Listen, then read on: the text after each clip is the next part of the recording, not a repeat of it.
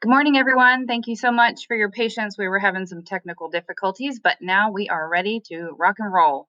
My name is Tara Kendrick, and with me today is Bill Witt, and we are Senior Resource Center.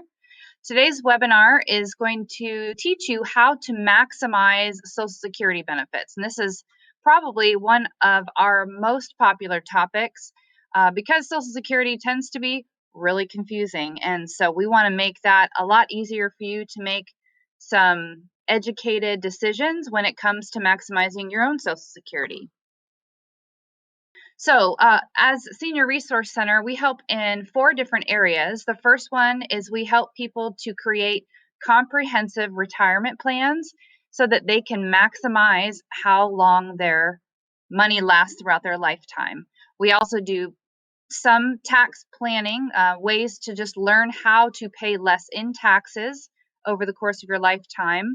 We do extensive long-term care planning, including VA benefits and Medicaid planning.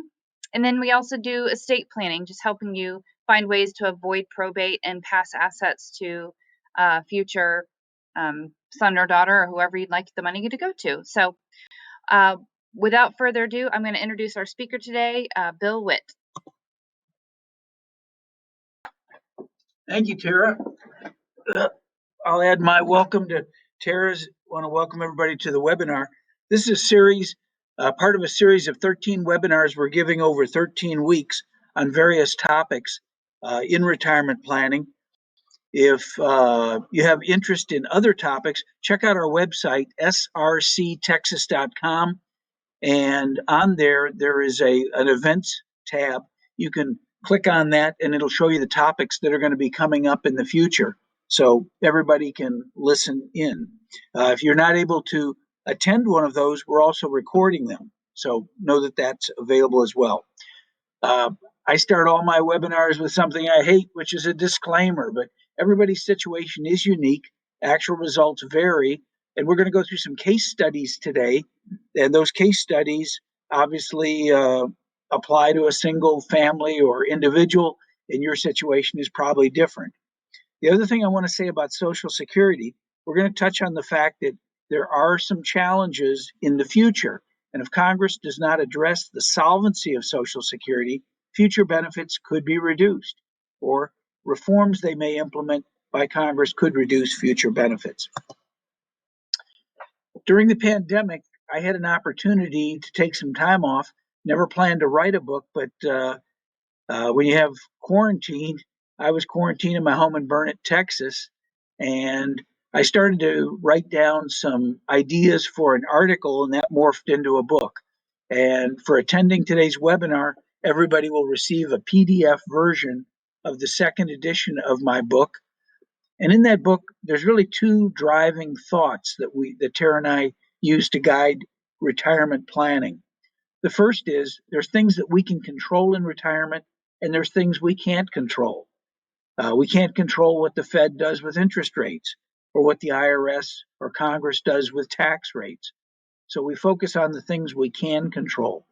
The second thing, and we've touched on this in the previous 2 webinars, we find in our retirement planning that income is more important than assets.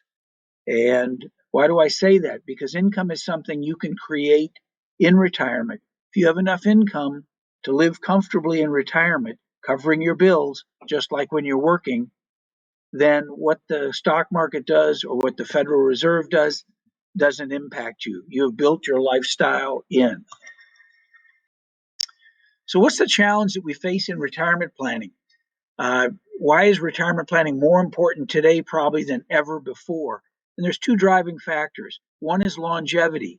We as a species are living much, much longer. Modern medicine is the result of that. It's allowing us to live into our 80s, 90s, many people over 100. And what that means is our money has to last longer. And then along the way, there's a whole series of risks: medical expenses, long-term care expenses, taxes, inflation, scams. There's a whole bunch of things that can undermine your financial solvency. And so we have to live long, make sure our money lasts as long as we do, and avoid those risks. Another problem that Tara and I found, and it's unfortunate, but as Tara mentioned, Social Security is a lot more complex than a lot of people think. And many people make decisions and they actually hurt their retirement planning by making costly decisions that reduce their lifetime payout. Our goal, maximize lifetime income from Social Security. We're going to show you how to do that today. And our process, while it is fairly complex and sophisticated, it boils down to 3 steps. First, we work with families to calculate a comfortable lifestyle budget, the amount of money you need monthly over your lifetime to live comfortably in retirement. We index that number for inflation because we know things are going to get more expensive over time. The second step is maximize Social Security. It's a building block. It helps offset those costs. And that's what today's webinar is going to focus on. And then finally, most people have a shortfall. And so next week, we're going to be talking about how to maximize retirement accounts.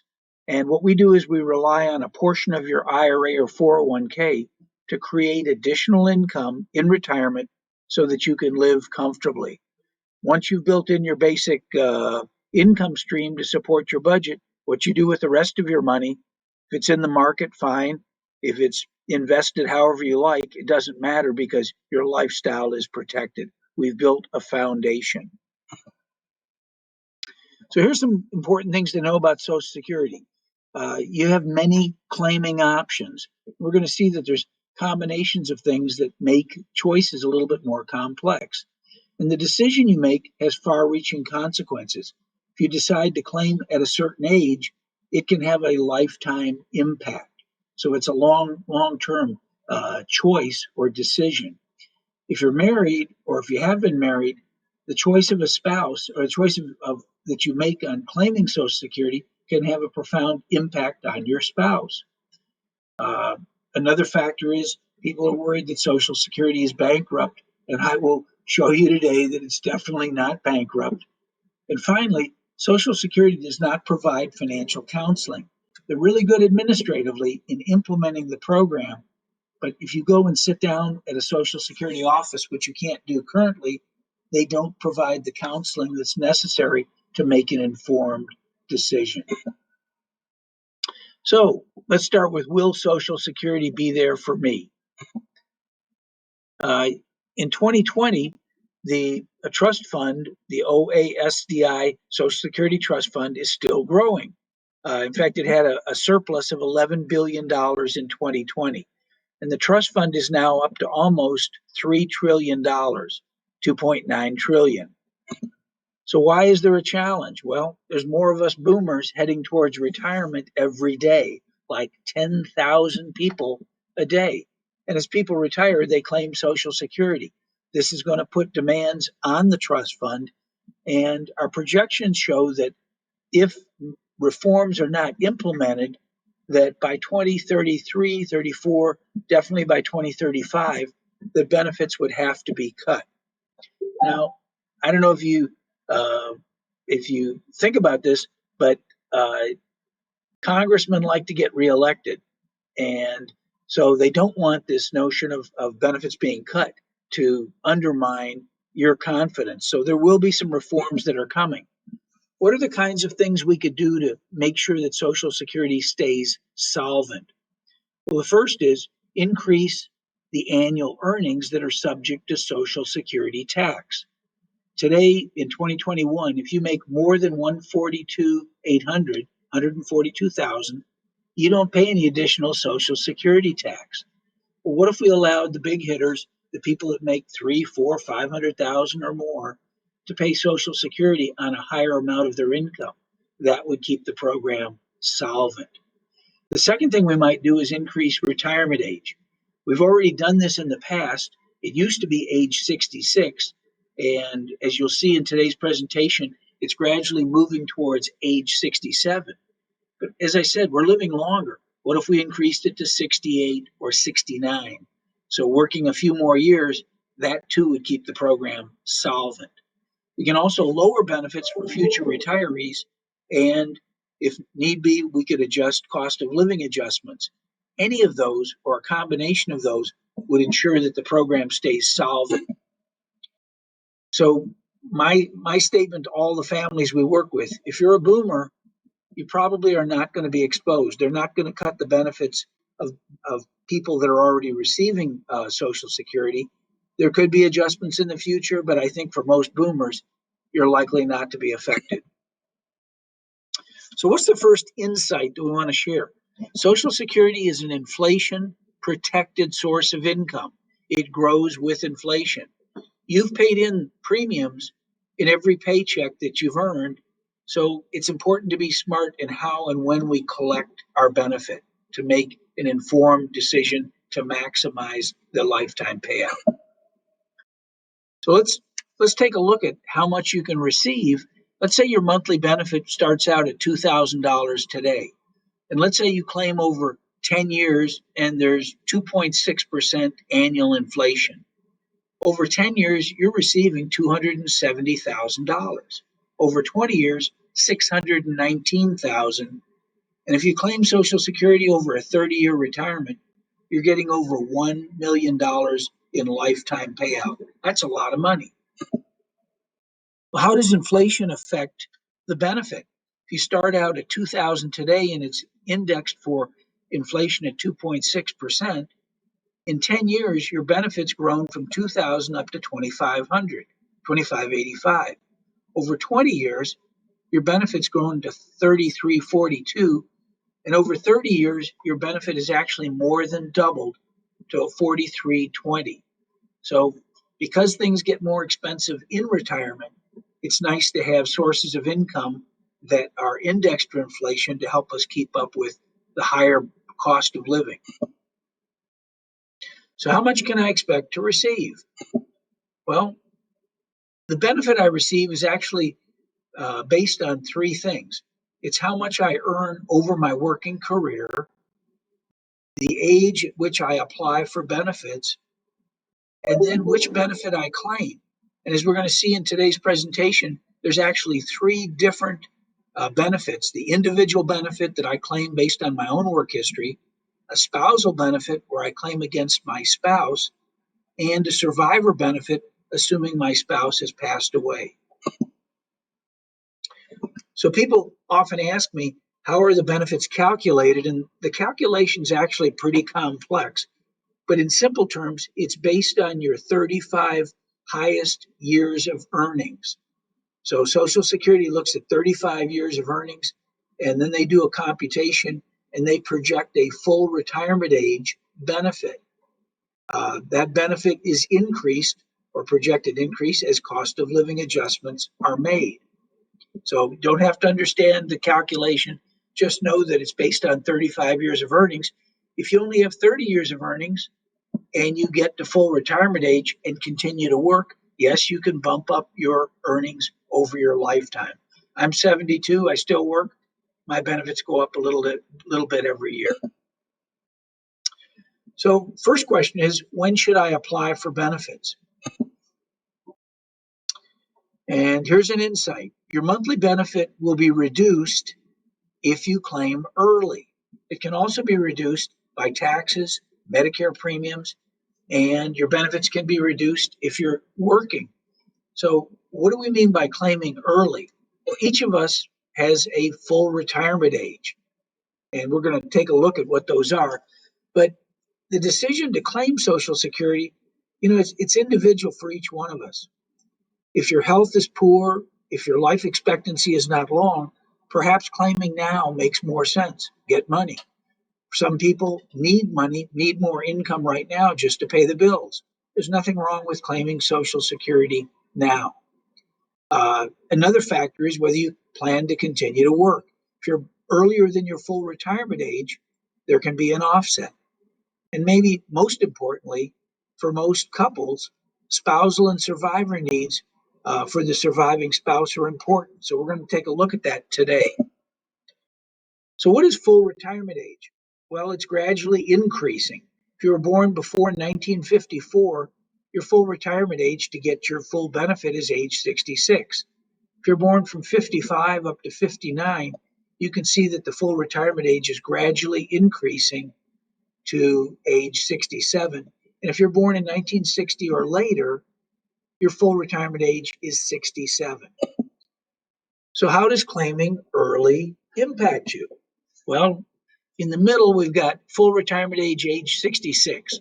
You can see if I claim at 66, what do I get? 100% of my retirement benefit based on my work history. But what if I claim it as early as 62? I start at 75% of what I'm projected to get at full retirement age. What if it's 67?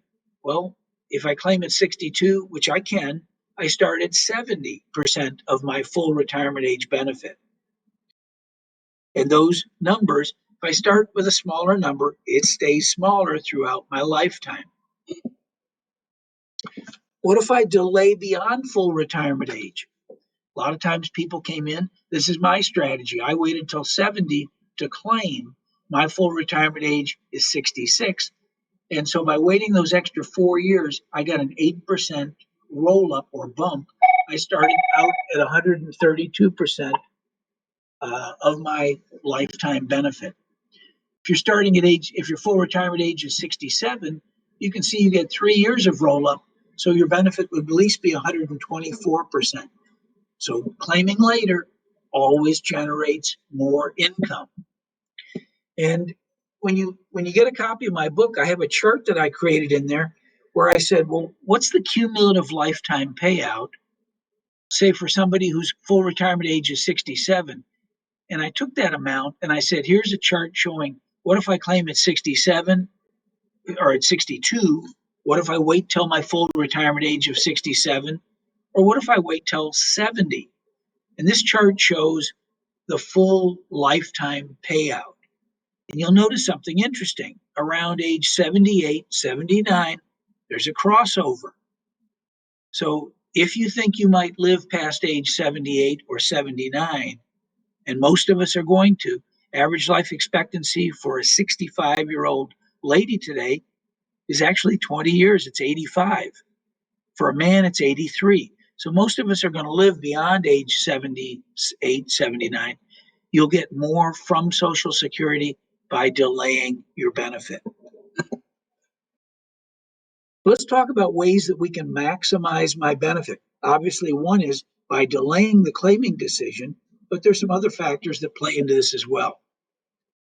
So first is you always want to make sure that your earnings record is complete with Social Security. Well, how does Social Security get this information? It comes from the IRS. So if you go to the Social Security website and check your earnings history, you can find out if they show all of the earnings for all of the years you worked. Are there any missing years?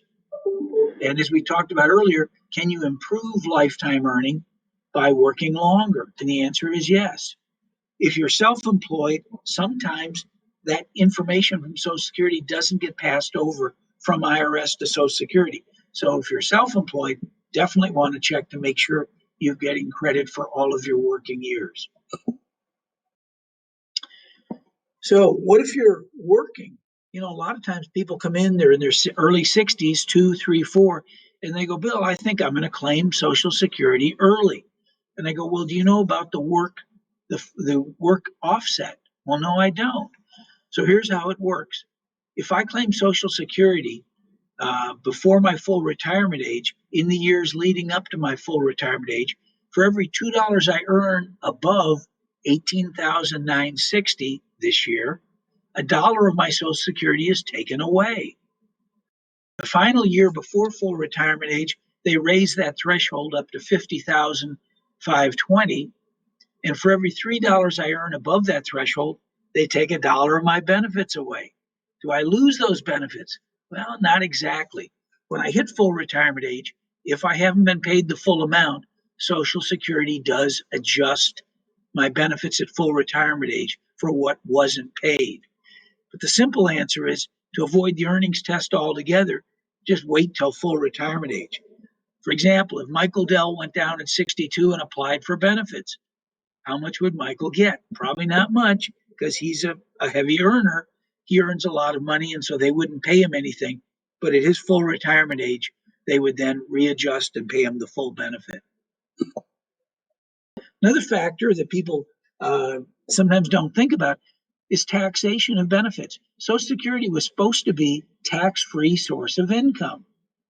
Last week we talked about this, that President Reagan, in an attempt to make Social Security solvent, in 1983 allowed up to 50% of our benefit to be taxable. President Clinton upped that in 1993, and now up to 85% of our Social Security benefits is subject to taxation. Now, it's based on a calculation. It's called provisional income. They take your other adjusted gross income, add half of your Social Security benefit, plus any tax exempt interest from things like municipal bonds, and then they go to this chart. And what's unfortunate, when Clinton put this table in force in the law, it wasn't indexed for inflation. So over time, things have gotten more expensive, but these thresholds have stayed the same. For a married couple, if your provisional income is over 44,000, for many people it is, up to 85% of your benefit is subject to taxation. For single people, if you make over 34,000 provisional income, up to 85% is subject to taxation. If you want to know how to avoid this tax, tune in for one of our upcoming webinars on how to pay less tax. And we talk about strategies to help our clients pay less tax, legally pay less tax. So when to apply for Social Security? Key points to remember. If you apply early, your benefit starts lower, and even though it's indexed for inflation, it will stay lower.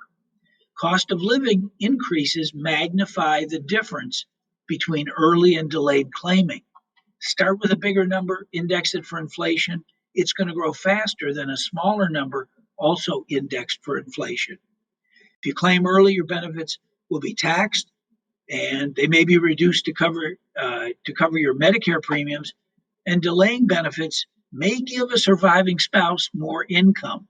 Ladies, this part of the presentation is important for you because ladies tend to outlive us guys. And as we're going to see, the survivor steps up to a higher benefit. So what's our third insight? For couples, the primary breadwinner should always try to maximize benefits by delaying. Why is that?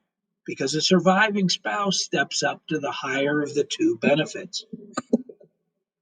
Here's an example. Let's talk. We're going to talk spousal benefits first, then I'll go into survivorship benefits.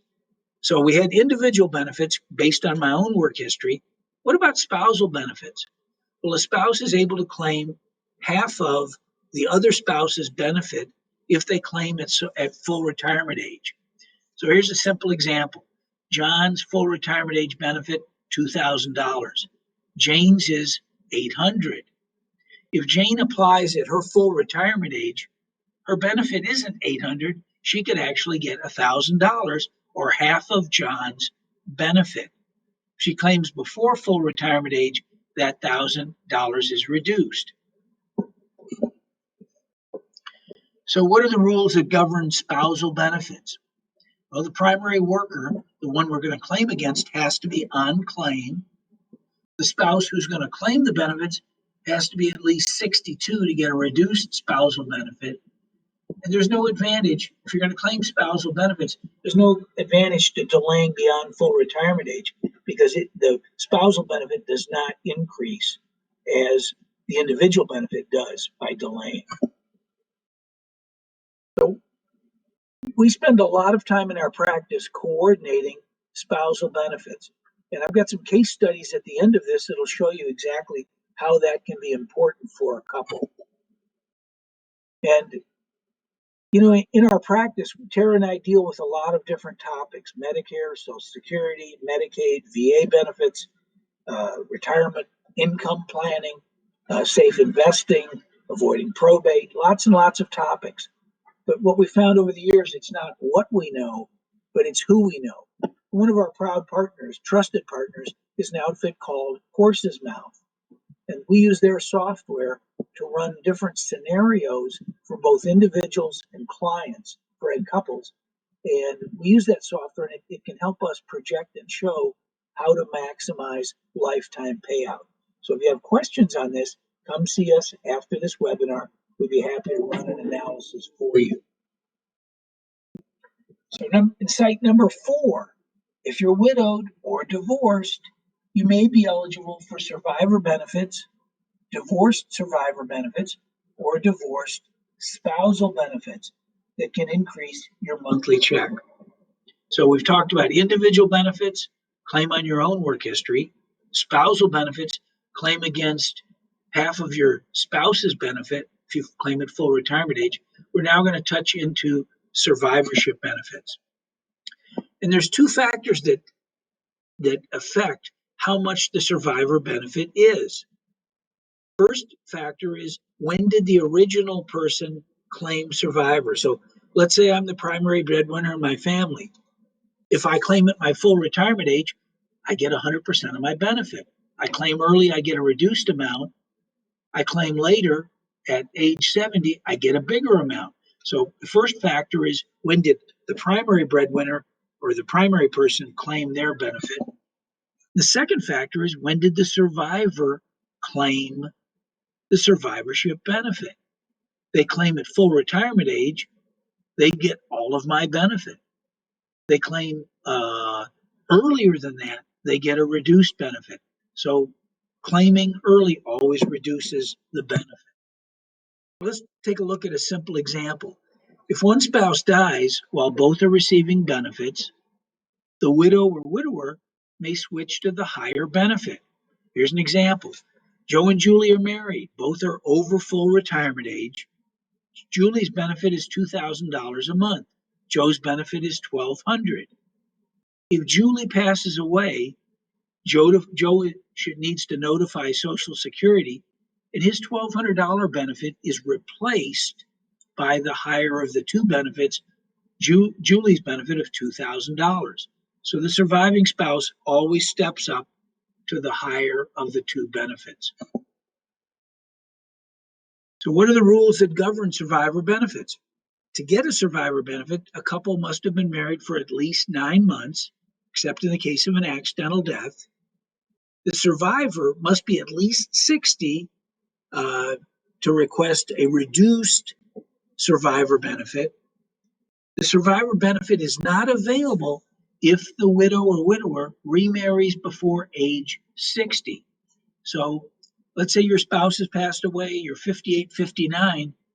Waiting till you're 60 allows you to maintain rights to that survivor benefit. If you remarry, your benefit is now tied to your new spouse. So sometimes we do some planning in terms of when to get married to maximize lifetime benefits. And divorced spouse survivor benefits are based on marriages that last longer than 10 years.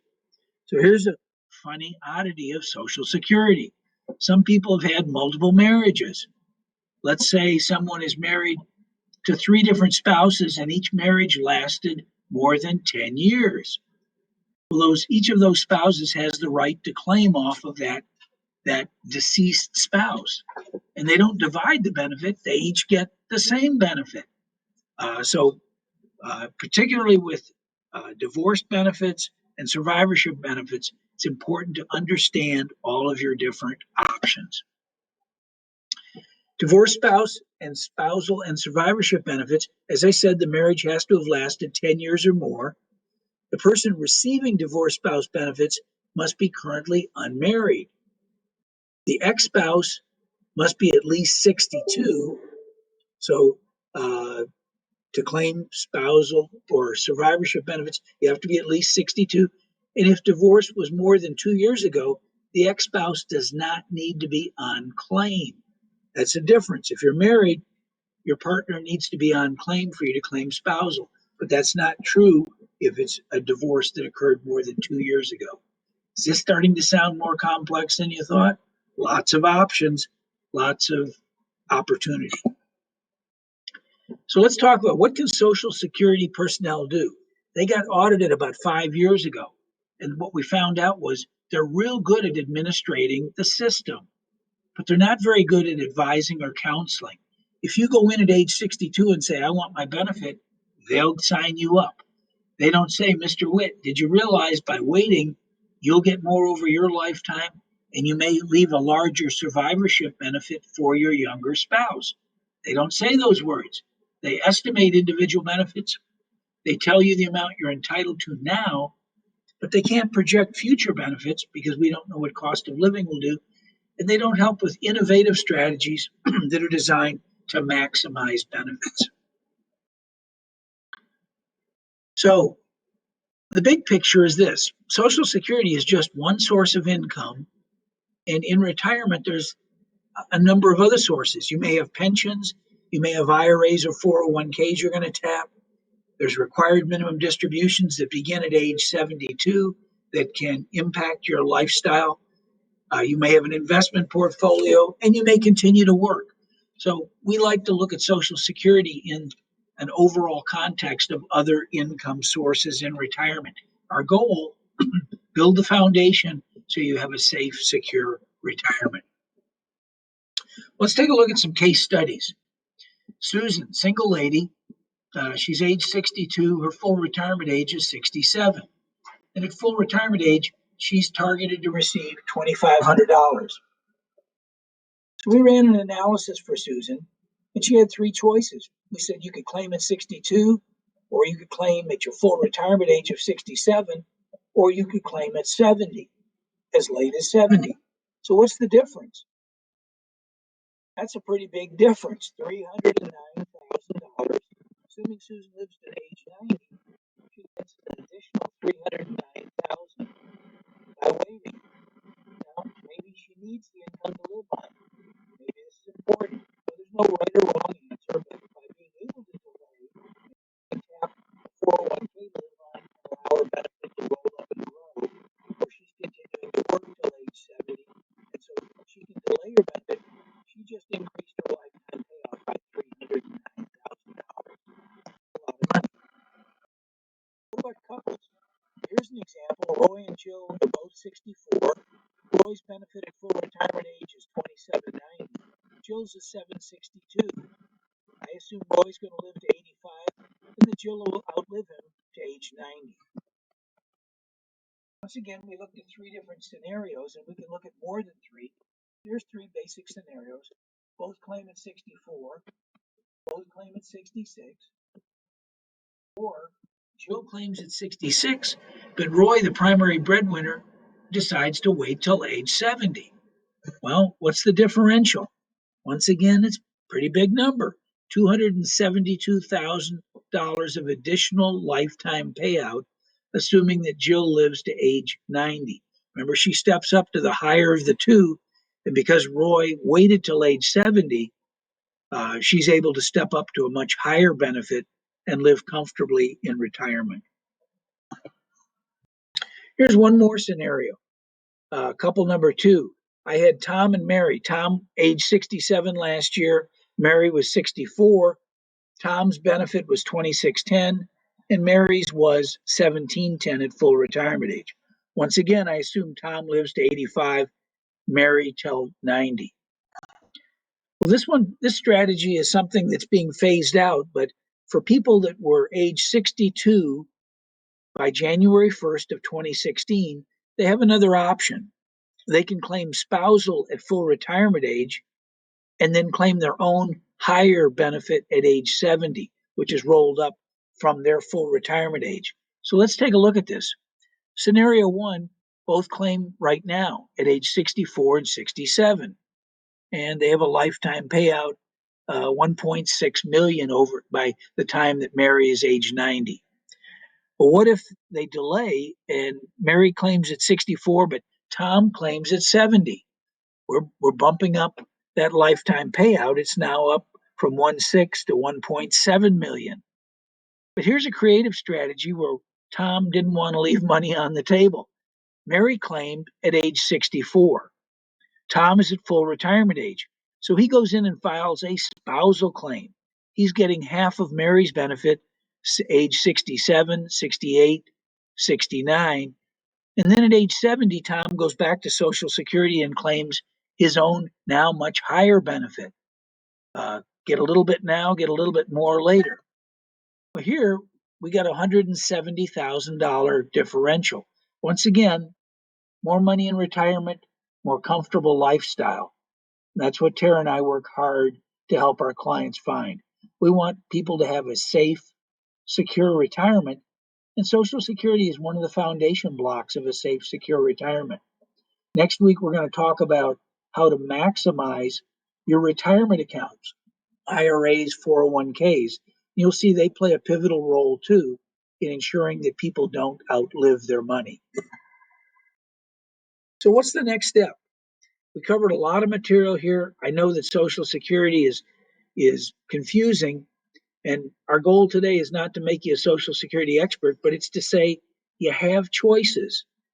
And if you can make an informed decision, you may well be able to increase your lifetime earnings from Social Security. You earned it by working. Let's maximize it now by using the rules to ensure that you get the maximum lifetime payout.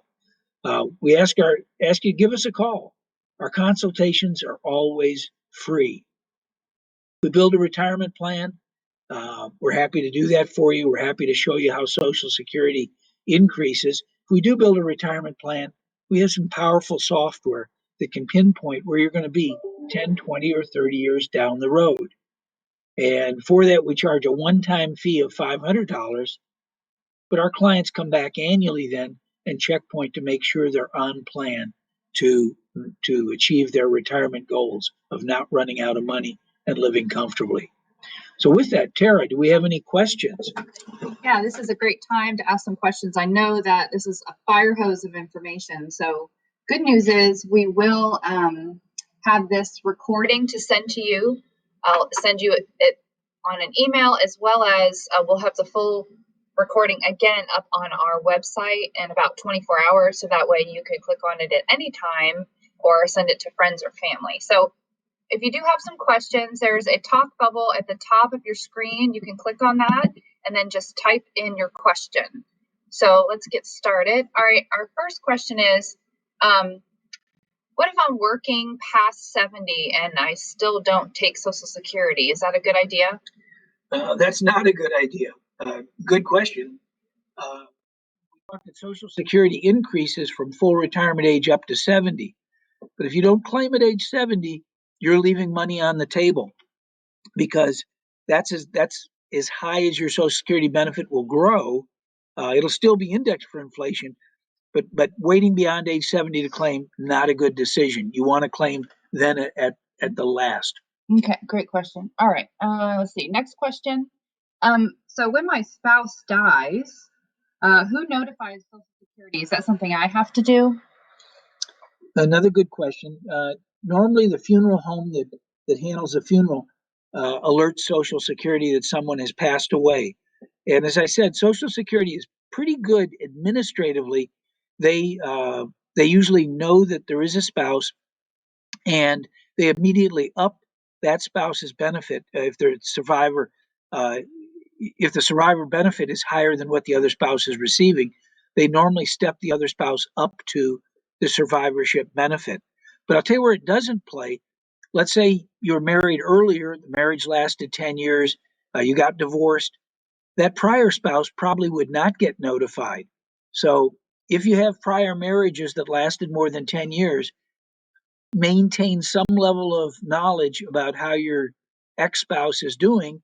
And if they are a higher breadwinner, you want to know that you can tap into their benefit in the future if they should pass away. Okay. Another question is, how does your software work to figure out my Social Security benefits?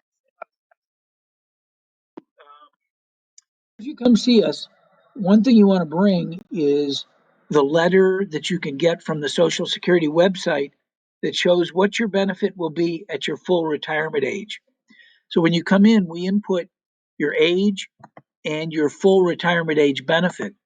And that benefit, then, if there's a couple, we put both those numbers in, and then we can start running scenarios. What if you claim now?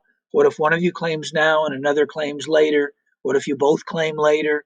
What if you do one of the creative strategies that we talked about? All of these are options, and our goal is not to tell you when to claim.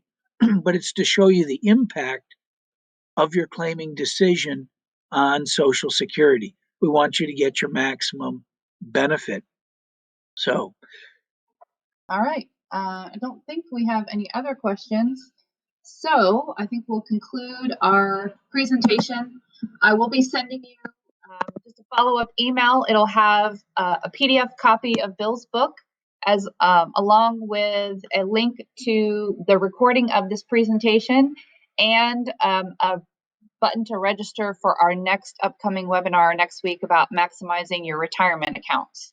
So with that, I appreciate you tuning in today, and we will see you next week.